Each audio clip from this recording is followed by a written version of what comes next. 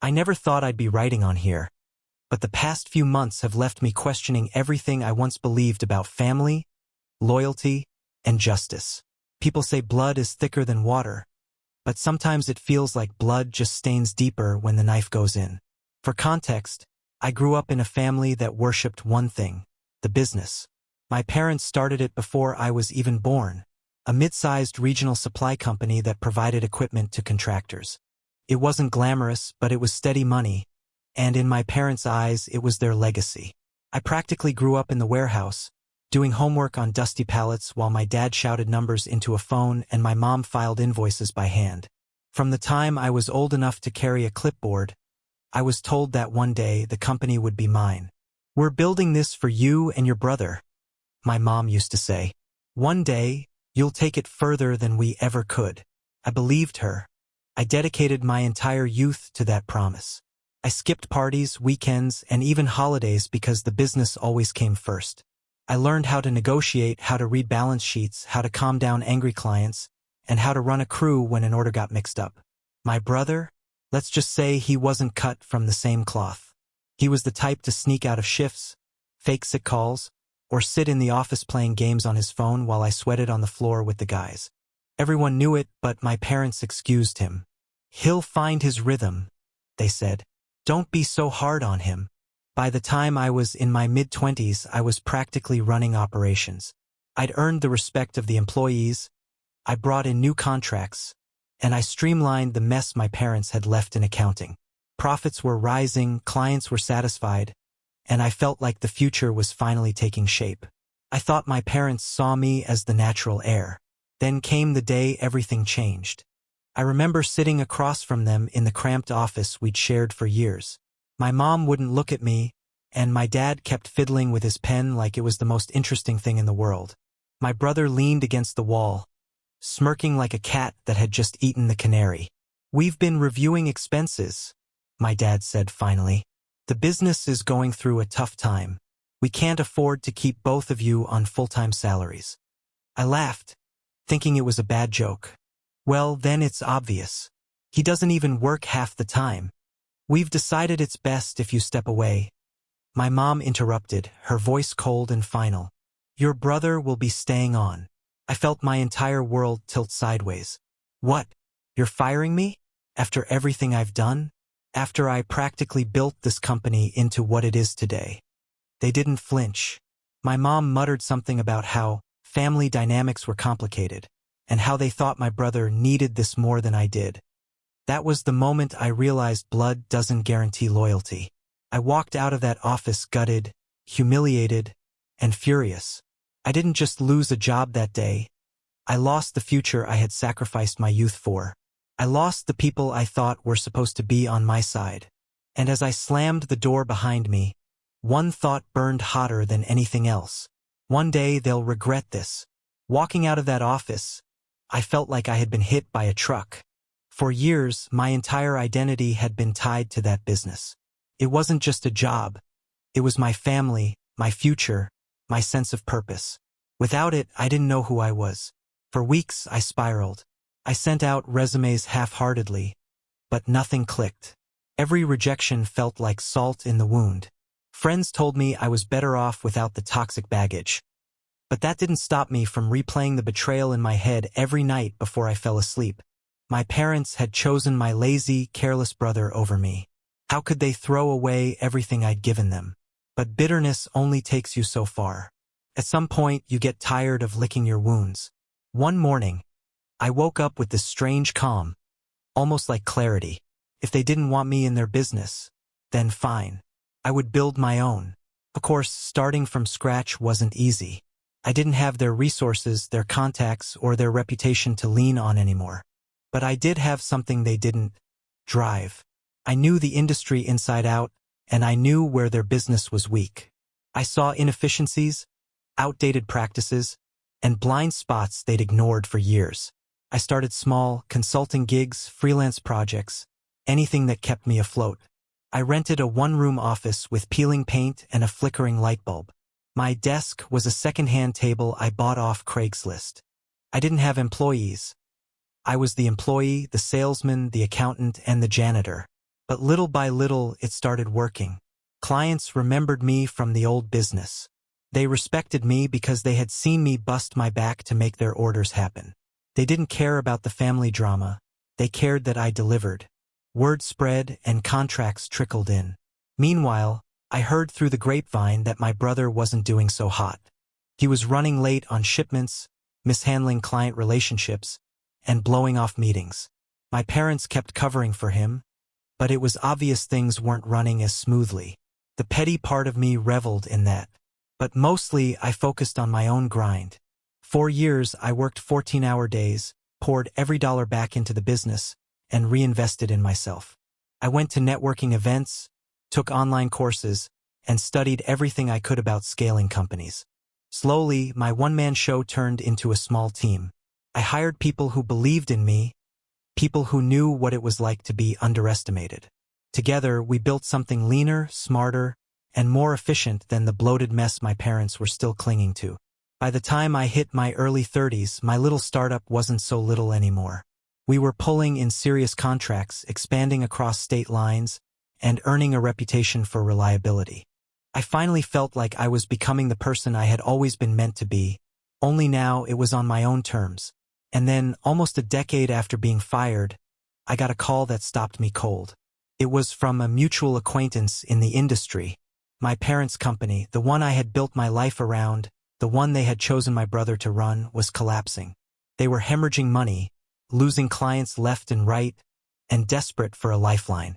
And guess whose name came up as their best shot at survival? Mine. I'll never forget the first time my parents reached out to me after years of silence. It was almost surreal, like watching a scene from a movie where you already know the twist ending.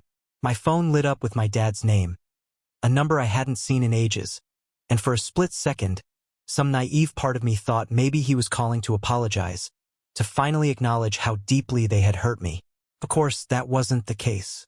"Son," he started, with that fake warmth he used when trying to sell someone something. "We'd love to sit down with you, talk about the future. The company's been struggling. We think there might be an opportunity for us to help each other." I almost laughed out loud. Help each other? When I needed their help, they had kicked me to the curb without a second thought. Now that their empire was burning, suddenly I was useful again. Still, curiosity got the better of me. I agreed to meet. We chose a neutral spot, a diner just outside of town. I arrived early, ordered coffee, and tried to steady my nerves. When they walked in, I noticed how much they had aged. My dad's shoulders slumped in a way I had never seen before, and my mom's hair had gone grayer than I remembered. My brother wasn't with them. After the awkward small talk, they finally laid it all out. Sales had plummeted. Major clients had left. Debt was piling up. And my brother, the golden child they had chosen over me, was nowhere to be found. Apparently, he had taken some time away to focus on his personal life, which was code for disappearing when things got tough.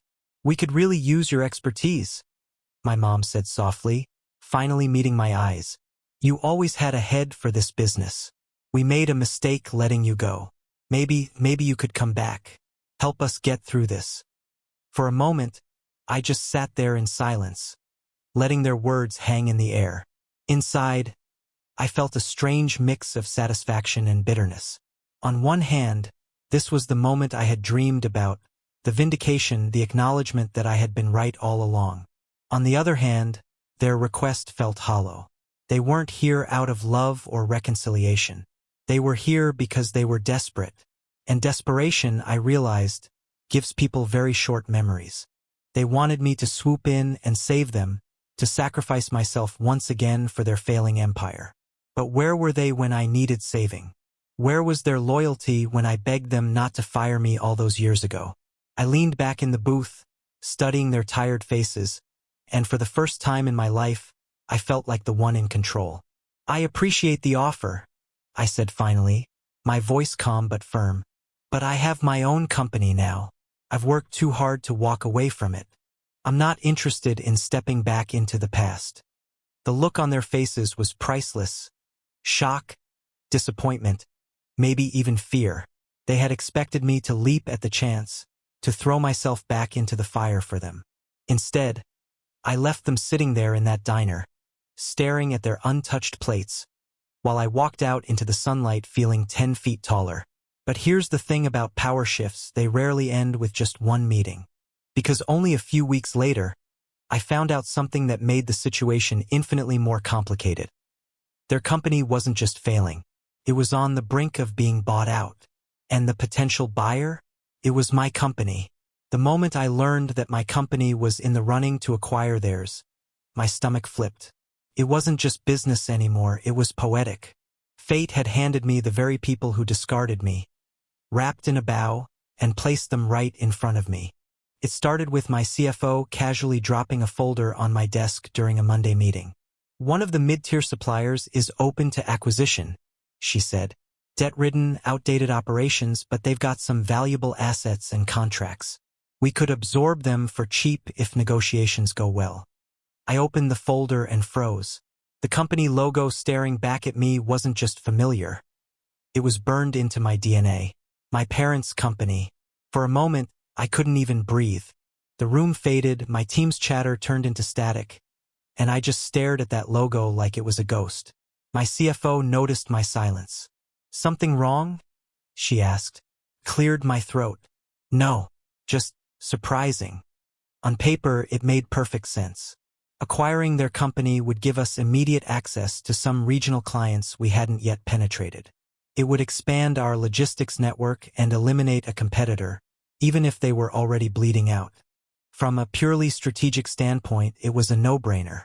But this wasn't just paper to me. This was my past, my betrayal, my family.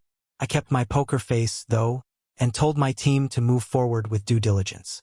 Inside, I was torn. A part of me wanted to walk away entirely, to wash my hands of them once and for all. But another part, maybe the darker part, saw an opportunity. The chance to not just succeed, but to succeed over them. To prove beyond a doubt that I had been the backbone all along. When word got back to my parents that my company was a potential buyer, chaos erupted. I didn't hear it from them directly, but mutual contacts told me the reaction was explosive. My brother, apparently, had resurfaced long enough to throw a tantrum, claiming I was trying to steal what was rightfully his. My mom was in tears.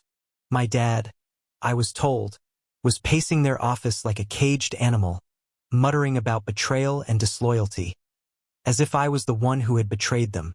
A week later, the inevitable happened. They called me again.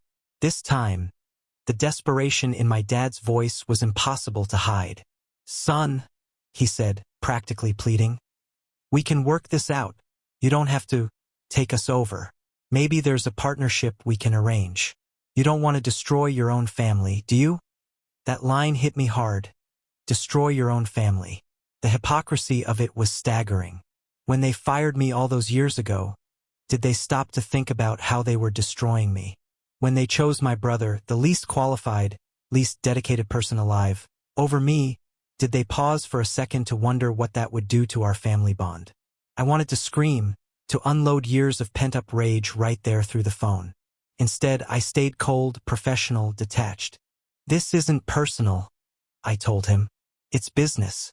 Your company is failing, and mine has the resources to absorb it. If it wasn't us, it would be someone else. At least this way, some of your people will keep their jobs." There was a long silence on the line. Finally, my dad exhaled, heavy and broken. "You've changed," he said. "No," I replied. "I finally became who I was always meant to be." When I hung up, I didn't feel triumphant. I didn't feel vindicated. I felt conflicted. Because as much as I wanted to hurt them, there was still that small voice inside me whispering, "But they're still your parents."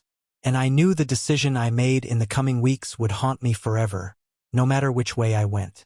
The first negotiation meeting was one of the strangest experiences of my life. I'd sat across from competitors before, but this wasn't just any competitor. This was my family. The conference room smelled faintly of stale coffee and stress. My legal team sat to my left, my CFO and operations director to my right. Across the table, my parents, looking exhausted, and my brother, who seemed more annoyed than worried, tapping his pen against the folder in front of him like he couldn't wait to leave. The irony wasn't lost on me. Years ago, I used to sit on their side of the table, looking up to them, eager to learn. Now the roles had reversed, and they were the ones with everything to lose. The lawyers started with the usual formalities, valuations, debts, asset breakdowns, but I barely heard them. I couldn't take my eyes off my brother. He hadn't changed much. Same smug expression, same restless energy, same arrogance that made him think the world would always bend for him. And yet here he was, silent, powerless, riding the coattails of my parents' desperation. At one point, the conversation turned tense. My dad, trying to regain some control, leaned forward. "We think our brand name still carries weight in this region. If your company acquires us, we'd want assurances that the family name continues. It means something to our clients." I didn't even hesitate.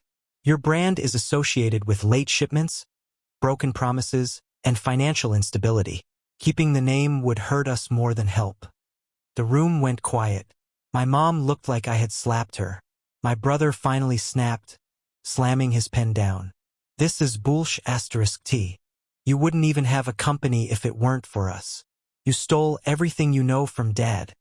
That hit a nerve, but I kept my composure. "I didn't steal anything. I earned it. Every skill I have, I learned by putting in work you were too lazy to do. If anyone stole something, it was you. You stole years of my life when our parents chose you over me." His face went red, and for a moment I thought he might lunge across the table. My dad raised a hand to stop him, but I noticed he didn't argue with what I said. The lawyers steered the meeting back to numbers, but the emotional undercurrent was impossible to ignore.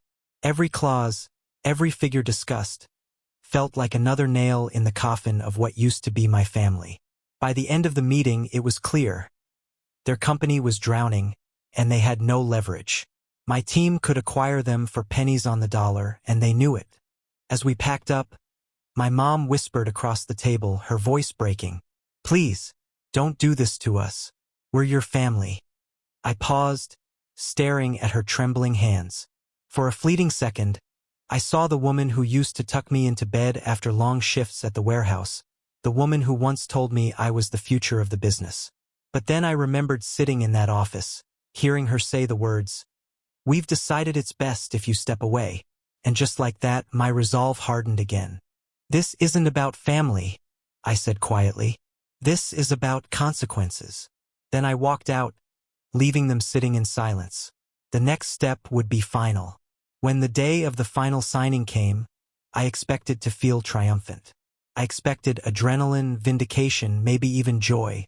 What I didn't expect was the strange heaviness in my chest as I sat at that polished oak table, fountain pen in hand, staring at the stack of contracts that would officially transfer ownership of my parents' company into my hands.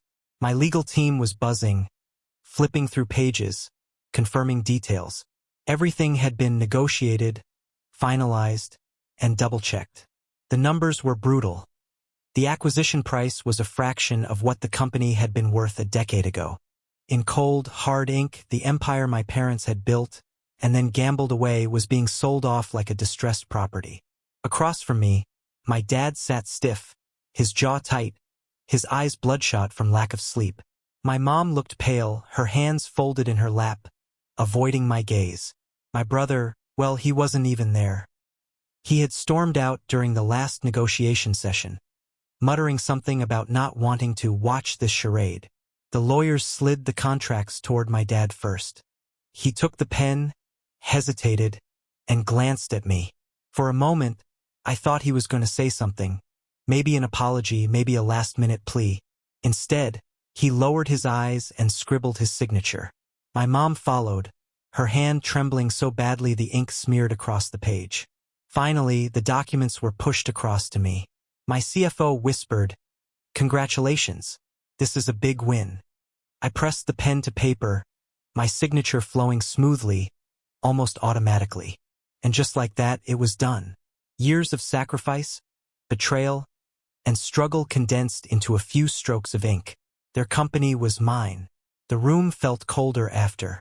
My dad shoved the pen away and muttered, "You've taken everything from us." That hit me like a punch. Not because it was true, but because of the hypocrisy. They had taken everything from me first. My future, my trust, my sense of family. They had handed it all to my brother on a silver platter and left me out in the cold. And now, when the tables had turned, they acted like I was the villain. I stood, gathering the folder. "No," I said quietly. "I didn't take anything.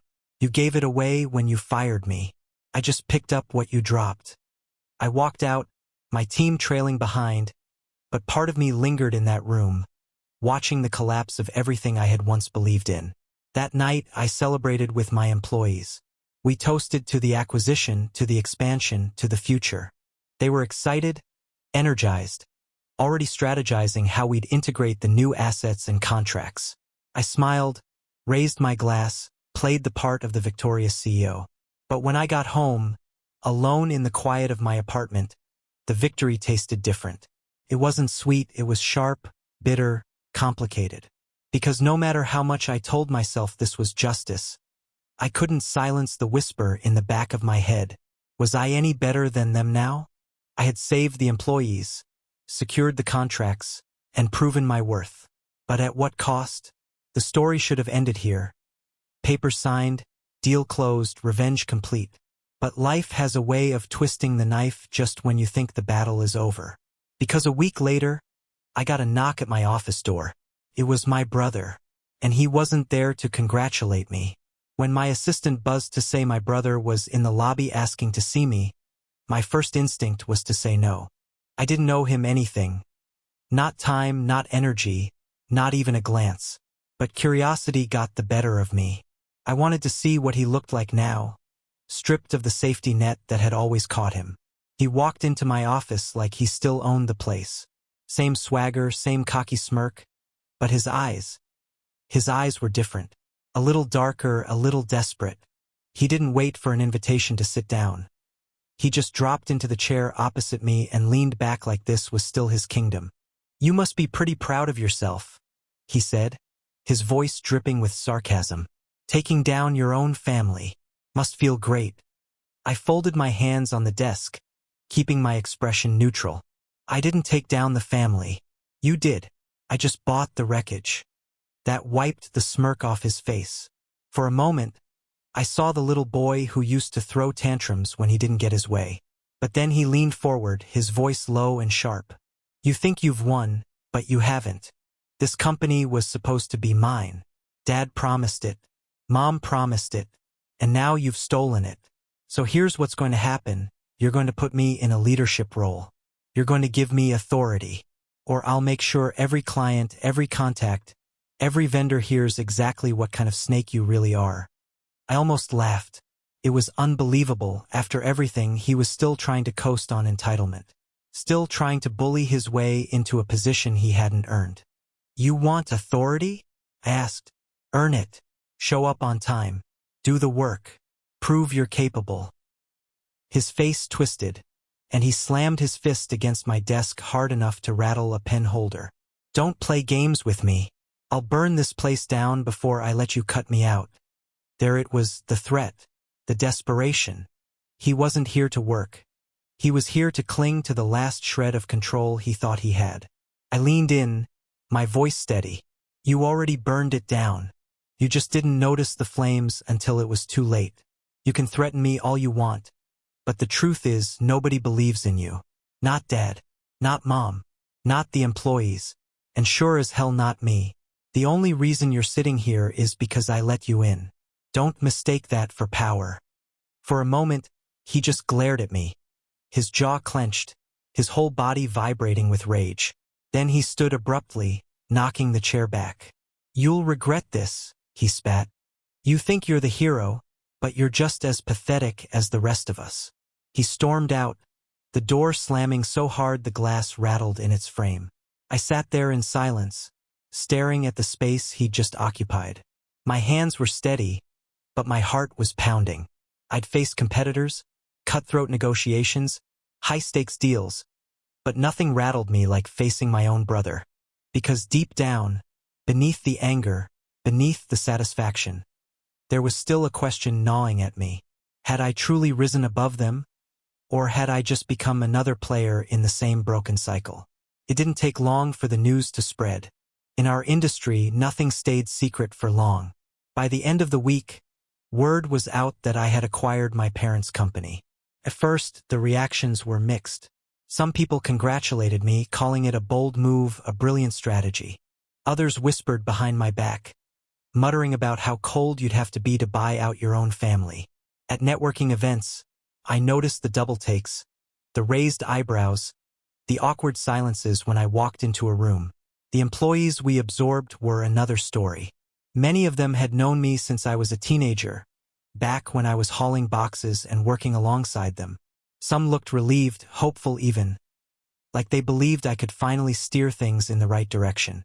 Others were more cautious, watching me like I was a wolf who had just walked into the henhouse. One afternoon, I overheard two warehouse guys talking while I was walking the floor. "Yeah, he's good at what he does, no doubt," one said.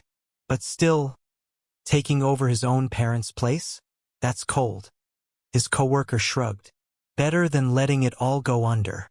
At least we still got jobs. The brother sure as hell wasn't gonna save us." I pretended not to hear, but the words lingered.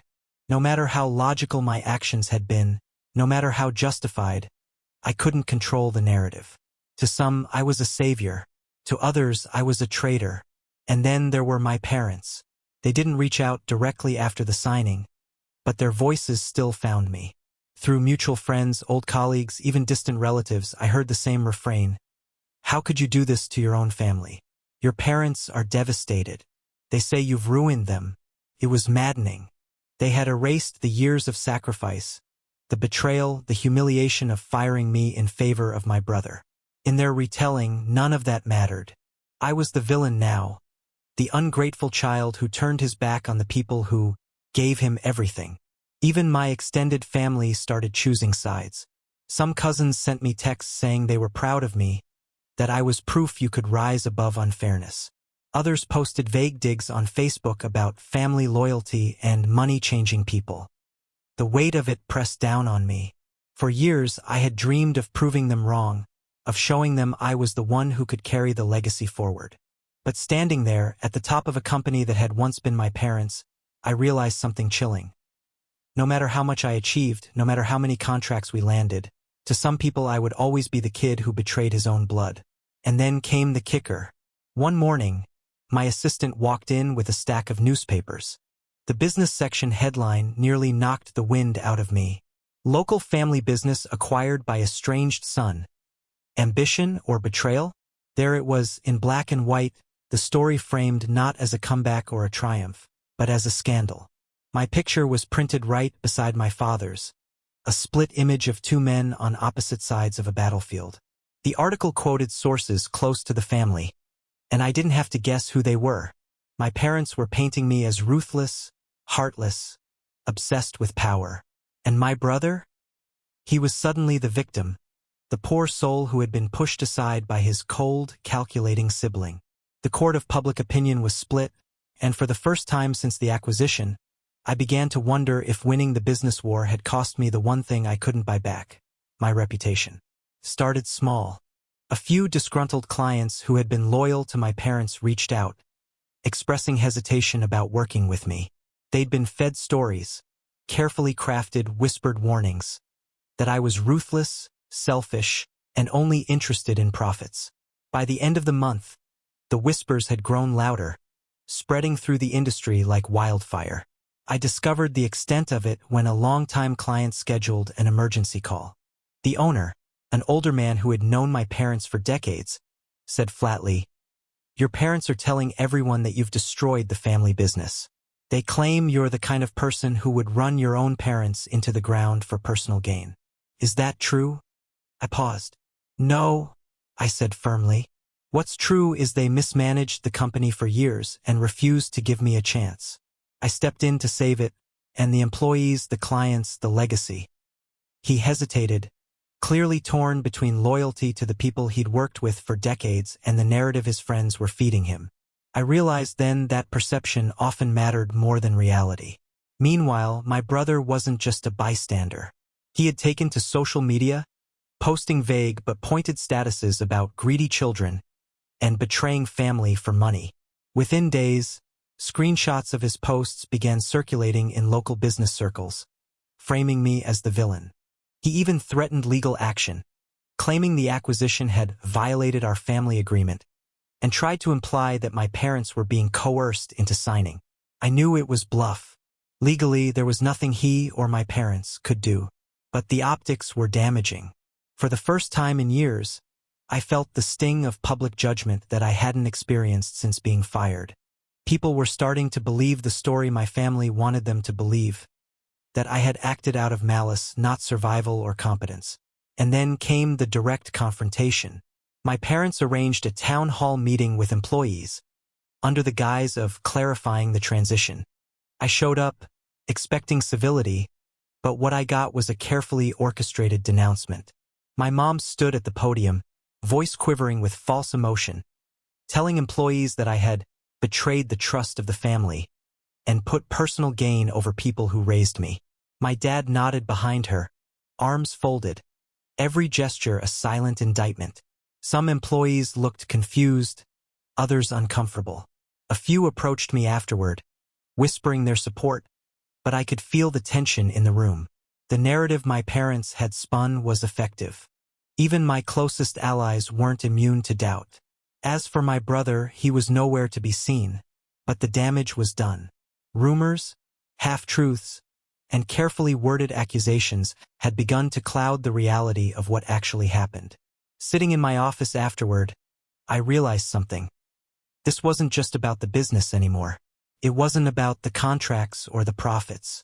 This was a war over my identity, my reputation, and the very story of my life.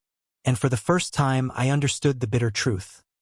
Victory on paper doesn't always feel like victory in life. I had to decide. Fight back publicly, exposing the lies, or stay silent and let them write the story themselves.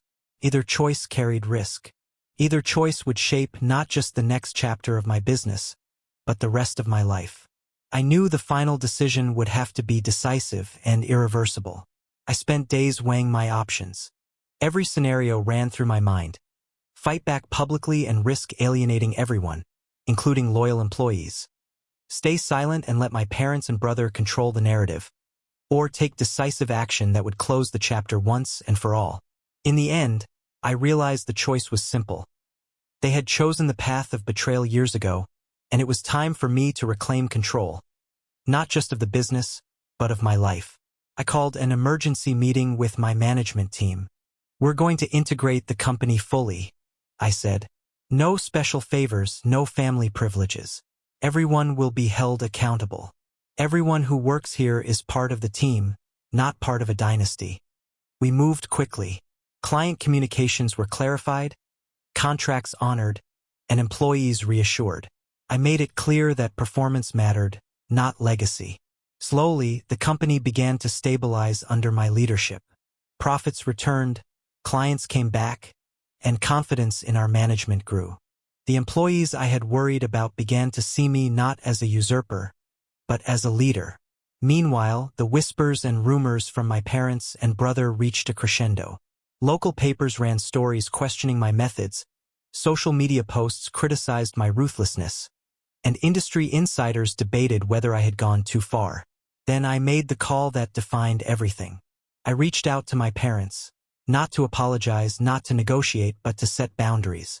This company is under my leadership now, I told them. You have no operational control. You are welcome to observe, but any interference will be considered a breach of professional conduct. The line went silent for a long moment. Finally, my mom whispered, "We just wanted things to be like they used to be." I swallowed hard. Part of me still ached at that, the childlike hope that maybe my family could have wanted me back for more than business. But the truth was clear. I had spent years building myself up while they relied on favoritism and excuses. I couldn't undo the past, and I wouldn't let it chain me to their mistakes. As for my brother, he eventually quit. Not fired, but resigned in frustration, leaving the company in a shambles for a few months before we absorbed his responsibilities. It was poetic in a way. He had relied on luck, connections, and entitlement, and in the end, none of it sustained him. Standing in the warehouse one evening, Watching my team operate seamlessly across the integrated business, I felt a mixture of pride, sadness, and resolve. I had won on every metric, but the victory was complicated. I had saved the company, preserved jobs, and built something stronger than it had ever been. Yet the cost was heavy. Family ties severed, relationships fractured, and the shadow of public perception lingering over me. So here I am, sharing my story with strangers on the internet, because I need to ask the question that has haunted me since the day I signed the contracts. AITA, I did what I had to do to protect what I built, to reclaim my life and career, and to correct the injustices of the past. I didn't lie, cheat, or sabotage, at least not beyond the rules of business. Yet my parents and brother see me as the villain. Some outsiders see me as cold or ruthless. Am I truly the asshole for finally putting myself first? Or was I justified in claiming what I had earned all along? Because sometimes, doing the right thing for yourself feels indistinguishable from revenge.